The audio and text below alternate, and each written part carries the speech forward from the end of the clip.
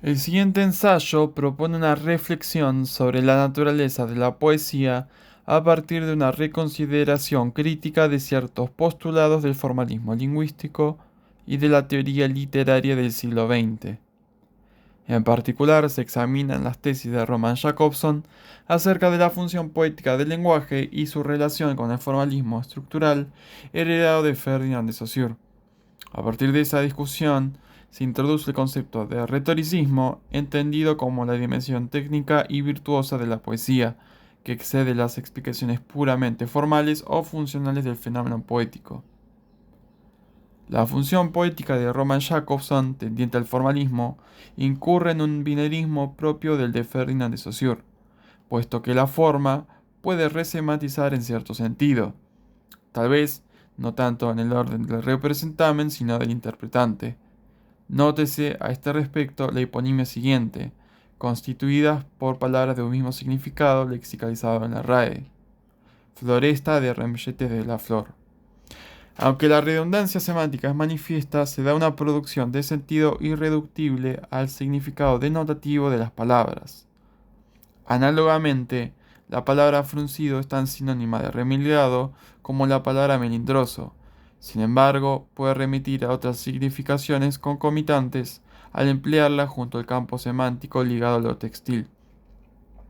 Otra teoría formalista de la poesía es la teoría de la repetición, la cual carece de predicación universal al momento de explicar el fenómeno poético, pues es cierta para la poesía literativa o de repetición sonora del Beowulf y los poemas édicos, es lícito para la métrica hebraica con paralelismos sintácticos del cantar de los cantares o la repetición anafórica, es aplicable para el verso dactílico greco-romano, luego descombrado por Rubén Darío, o el verso blanco shakespeariano para los soliloquios de Hamlet, pero no es válida para la metría libre versista de Pablo Neruda. Pensemos que una fácil rima consonante es dada por un paralelismo flexivo o por una suerte de políptotón que conserva el morfema repitiéndose en lugar del lexema. Por ejemplo, palabras como bien amada y hermanada comparten el morfema ada, aunque no al igual que espada. Pero en realidad, la poesía aglutina repeticiones diversas que no se limitan a la repetición de sintagmas, fonemas o morfemas, sino a la totalidad de estos en forma de figuras retóricas, tal como se analizará. Por otro lado, tampoco es plenamente sostenible el dictum del antes nombrado Roman Jakobson, según el cual la lengua poética conculca con el lenguaje cotidiano, diada ubicua en las teorizaciones lingüísticas, tal como se presenta en conceptos como código lingüístico elaborado y código lingüístico restringido en Bernstein, o entre género discursivo primario y secundario como conceptualizó Michel Bakhtin. Pero esta noción de contravención del lenguaje cotidiano no es compatible con la más simple poesía de Gabriel García Márquez, el juanramonismo o con formatos estróficos de arte menor como los haikus o la décima Spinella. Piénsese en el Martín Fierro, además de las sextinas hernandianas de este poema. La especificidad de la poesía, entonces, no radica en su diferenciación con el habla cotidiana, sino, como ahora expondré, en una economía expresiva. Pues la poesía, bajo mi juicio, Aristóteles en su naturaleza, tiene una significación relacionada con este formalismo, pero que lo trasciende, el retoricismo.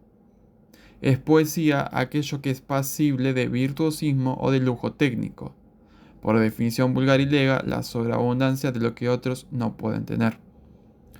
Pero ¿por qué la lírica sí y la narrativa no? En primer término, porque no existe un Franz Liszt de la novela histórica. Ni siquiera un Walter Scott podría hacerlo. No obstante, hubo escritores de ficción con estilos o estilemas inescindibles del artificio técnico. Horacio Quiroga con la isotopía de campos semánticos o George R. R. Martin con el léxico dialectal de los personajes. Además, también existen obras narrativas muy complejas, como el Ulises de James Joyce, o procedimientos difíciles de dominar, como el discurso indirecto libre o una voz narrativa en segunda persona. Pero examinemos entonces la cuestión mediante las posibilidades técnicas de la narrativa. Por ejemplo, aquellos conceptos que transgreden la isocronía, como lo pensó Gerard Genet, analepsis o flashback, prolepsis o flash forward, principio o incipit y media res, como hoy en día podríamos pensarlo en los cliffhangers. Luego, hay categorías conceptuales de análisis narrativo que no necesariamente son procedimientos técnicos. La anagnórisis, la amartía o horror trágico, el deus ex machina, el camino del héroe de Joseph Campbell, los plot twists o peripecias aristotélicas, etc. Para los personajes hay incluso teorías psicométricas como el MIT o Big Five, así como los arquetipos de Carl Jung.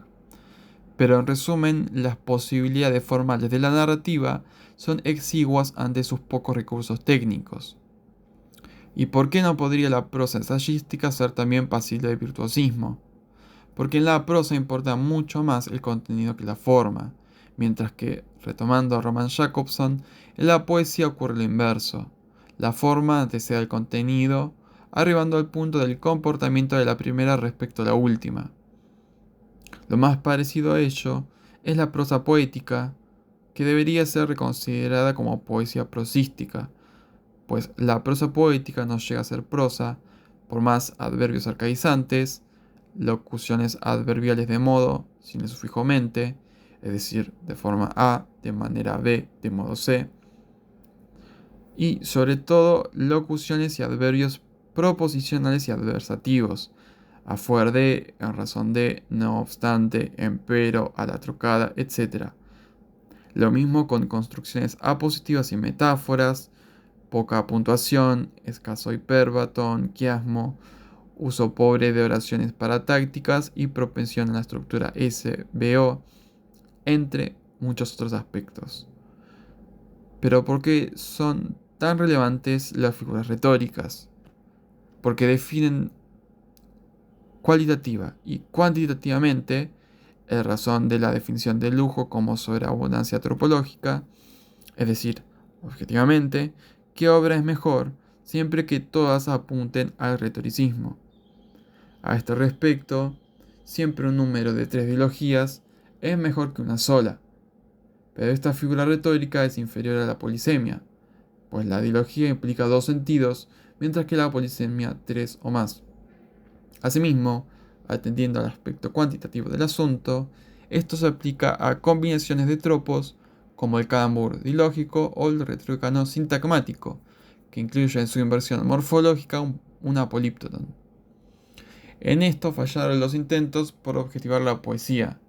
El funcionalismo ruso quiso hacer de la literatura una ciencia y lo hicieron epistemológicamente, en el sentido de la diferenciación de epistemología y nociología que teoriza Gustavo Bueno, al definir el concepto de literariedad. Mediante conceptualizaciones como el extrañamiento de Viktor Shklovsky, se instaló la polaridad sujeto-objeto en los estudios de la literatura. Pero, ¿se puede hacer de la poesía una ciencia? Es decir, objetivarla. Desde innumerables perspectivas, no. Por ejemplo, mediante la división entre ciencias formales y fácticas de Mario Bunge, puesto que la poesía no es susceptible de axiomatización ni de inducciones con sus deducciones hilativas. Con el cientificismo tampoco, pues sería pretender obviar el razonable anarquismo metodológico de Paul Feyerabend y la existencia del comparativismo literario. Con la división entre ciencias nomotéticas e ideográficas tampoco, porque, al contrario de lo que podría conjeturarse, en la literatura existen leyes como la ley de Porson para el trímetro yámico.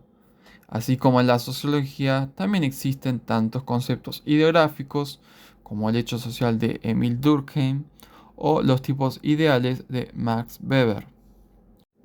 Pero también fenómenos inductivos o nomotéticos como el efecto Barbara Streisand o el principio de Mateo. En lo tocante al falsacionismo, además de ser criticable su taxativa diferenciación entre contexto de justificación y descubrimiento, también lo es por la infalsabilidad tal como la aborda Karl Popper. Por ejemplo, en su consideración del psicoanálisis como presciencia, si bien es cierto que el método psicoanalítico puede no ser falsable, porque una posible refutación del analizado puede ser motejada como racionalización o resistencia, sí se puede falsar el método si se falsa la teoría. El efecto Westermarck podría refutar el complejo de Edipo y, consiguientemente, el mito del incesto de Tótem y Tabú de Freud, con lo cual caerían la fobia a la castración y la terapia psicoanalítica contrafóbica. Tampoco un enunciado teórico y empírico es poesía, sino neocantismo del Círculo de Viena, es decir, una reutilización de una reutilización, pues Immanuel Kant abrió su tipología adjudicativa de los conceptos de verdades de razón y de hecho de Gottfried Leibniz. Pero nuevamente, la poesía es irreductible al principio de no contradicción, nótese el oxímoron, y al principio de razón suficiente. Entonces, ¿por qué no hay tantos retoricistas? Lo cierto es que en el rap hay metriqueros a granel, especialmente en la esfera hispanohablante. La métrica alicantina, Sasco, Compare, Luisacker, Haloner, Ba, Sila, Shea, y la métrica marplatense, Papo, Noewan, Nawemc, Achu, Brillante, Cefo. Los pocos retoricistas, me arriesgaría a decir, son actualmente Ricto, Emnor y Abel. Si no son fraguadores de métrica en el sentido ligado al rap, son como Relax con la paroniña, Compare con las multisilábicas o MSK con los calambures, es decir, especialistas de una sola técnica. Mi respuesta tentativa a esto es que se debe a que nunca existió una escuela retoricista ni en el rap ni en la poesía. En el rap lo más cercano se lo acaba de mencionar y en la poesía lo más parecido es el barroco aurisecular, que como todo barroco se apoyaba fontanalmente en una técnica que expresase contraste, en música el contrapunto, en pintura el claroscuro.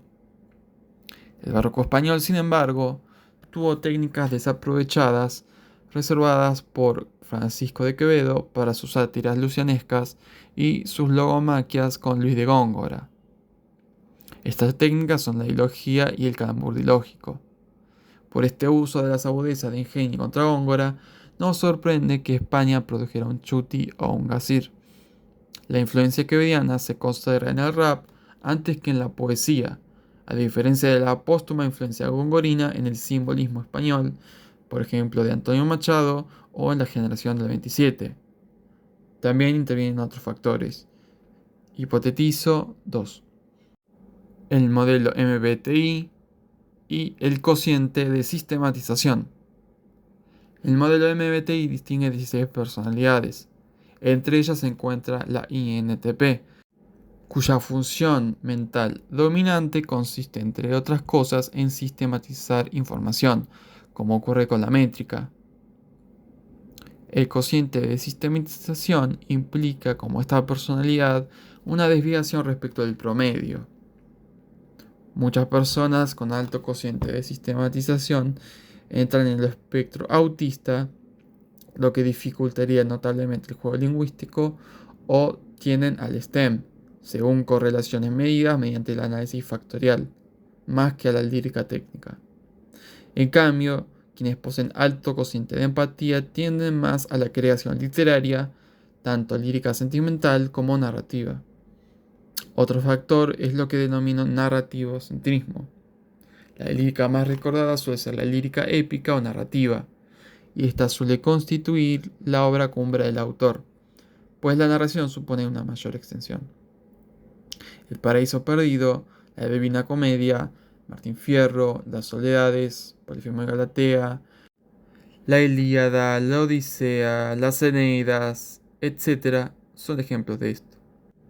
En síntesis, el recorrido precedente sugiere que la poesía no puede reducirse ni a la repetición formal ni a la simple desviación respecto del lenguaje cotidiano. Antes bien, su especificidad reside en una economía compleja de procedimientos retóricos que constituyen el verdadero ámbito de su virtuosismo.